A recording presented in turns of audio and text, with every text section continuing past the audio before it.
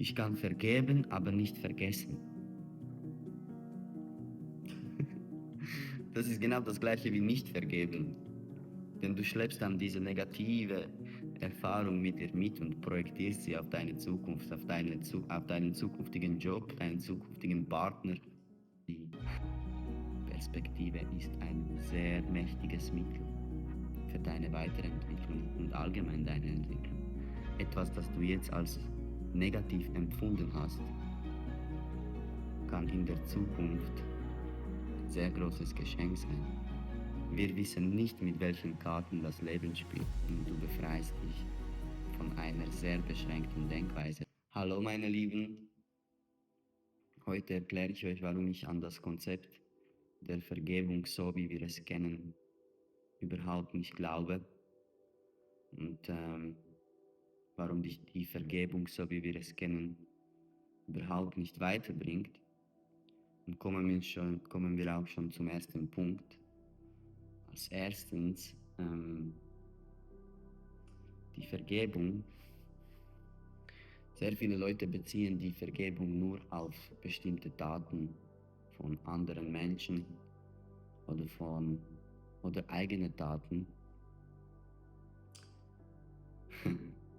Die Vergebung umfasst aber viel, viel mehr, und zwar auch die Situationen, eigene Gedanken, eigene Emotionen von anderen, Gedanken von anderen. Und ja, warum Situationen? Denn da passiert schon der erste Denkfehler. Wenn wir etwas vergeben, gehen wir davon aus, dass etwas, das schon passiert ist, nicht passieren sollte.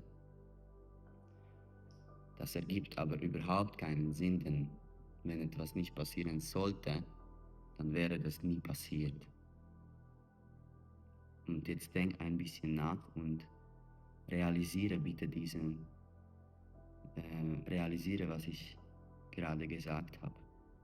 Wir kämpfen oder wir sind, da entsteht wieder Resistenz zu etwas, das schon passiert ist. Es macht überhaupt keinen Sinn, dagegen zu kämpfen und davon ausgehen, dass es nicht passieren sollte. Wir wissen nicht, mit welchen Karten das Leben spielt, und etwas, das du jetzt als negativ empfunden hast, kann in der Zukunft ein sehr großes Geschenk sein. Das heißt, alles, was passiert ist, musste passieren, denn es ist passiert. Es ist eigentlich sehr, sehr logisch. Du kannst die Realität, die schon passiert ist, nicht ändern. Du kannst sie neutralisieren mit deiner Vergebung. Jetzt kommen wir aber zum anderen Punkt, und zwar bestimmte Situationen, bestimmte Taten, die du als nicht gerecht findest oder nicht fair oder negativ, sind eigentlich nicht negative oder nicht faire Situationen, sondern deine Perspektive daran. Denn was für dich ein Fluch ist, kann für eine andere Person ein Segen sein. Da musst du dir ganz bewusst machen, es gibt nur eine Situation, und fast jede Situation, die du kennst oder die dir passieren könnte, kann für dich negativ sein. Für eine Person, die nicht in der Opferrolle ist sie positiv. Man muss da sehr viel praktizieren. Es ist nicht einfach am Anfang, aber es ist nicht unmöglich. Es hat bei mir auch sehr lange gebraucht. Ich gebe euch ein Beispiel mit meinem Vater. Ich hatte in meinen jungen Jahren nicht so gute Beziehung mit meinem Vater. Und ich war in meinen Teenagerjahren sehr selten zu Hause.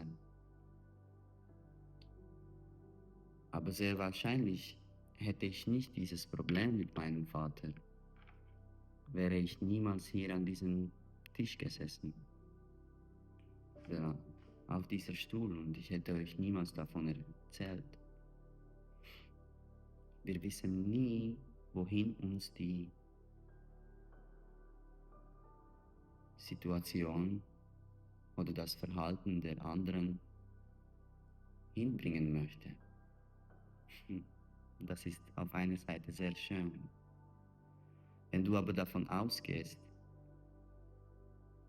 dass es nicht passieren sollte, dann bist du sehr in einer schwachen Position und in einer Opferrolle, weil du denkst, dass etwas dir passiert.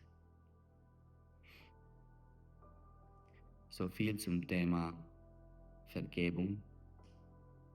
Im nächsten Video möchte ich dir erklären, welche Auswirkungen die Vergebung auf deinen Alltag hat und welche Sachen wir mit uns mitschleppen. Das ist aber ein bisschen komplexer, darum heute ein kurzes Video. Die Vergebung ist eine Bonitätsprüfung für den nächsten Schritt.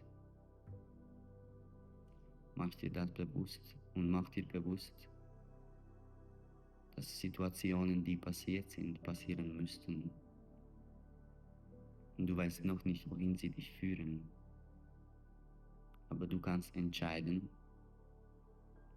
ob du sie als negativ empfindest und denkst, sie sollten nicht passieren und somit dir selber die Lektion verweigerst und dir selber den nächsten Schritt verweigerst,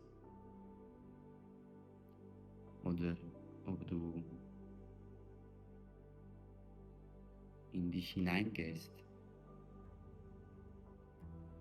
Und das ist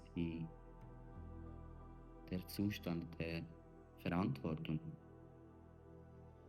Ob du Verantwortung übernimmst und sagst, okay, das ist hier passiert, was kann ich daraus ziehen und wohin kann mich es bringen, was kann ich daraus lernen. Aber vergiss nicht, alles was passiert ist, sollte passieren. Es müsste passieren, denn sonst wäre es nicht passiert. Und die Vergebung ist eigentlich das Realisieren, das nicht falsch ist. Dass keine Situation, die dir passiert ist, negativ ist, sondern deine Perspektive. Ich rede sehr viel über Perspektiven, aber die Perspektive ist ein sehr mächtiges Mittel für deine Weiterentwicklung und allgemein deine Entwicklung. Ich weiß, du schaffst das. Ich glaube an dich. Es braucht Übung. Praktiziere jeden Tag. Mach dir jeden Tag bewusst, dass alles, was passiert, so sein müsste. Und ein Nebeneffekt davon ist, dass, wenn du rein wirst mit dem, was passiert, wirst du mit der Zeit merken, dass sehr seltener Sachen passieren, die du früher als negativ empfinden würdest.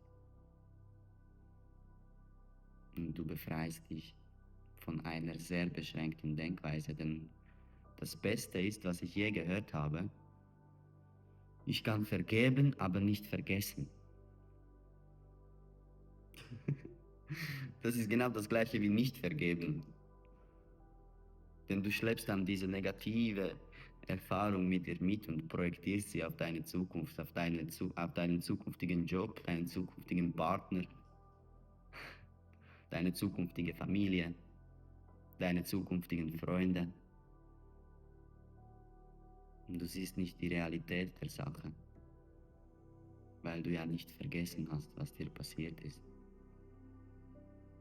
Schleppe nicht die alten Sachen mit dir mit. Ich werde im nächsten Video mehrere Beispiele geben darüber. Und welche Macht, welche Funktion und welche Macht die Vergebung haben kann. Ich liebe euch und ich wünsche euch ganz, ganz, ganz viel echten Vergebungen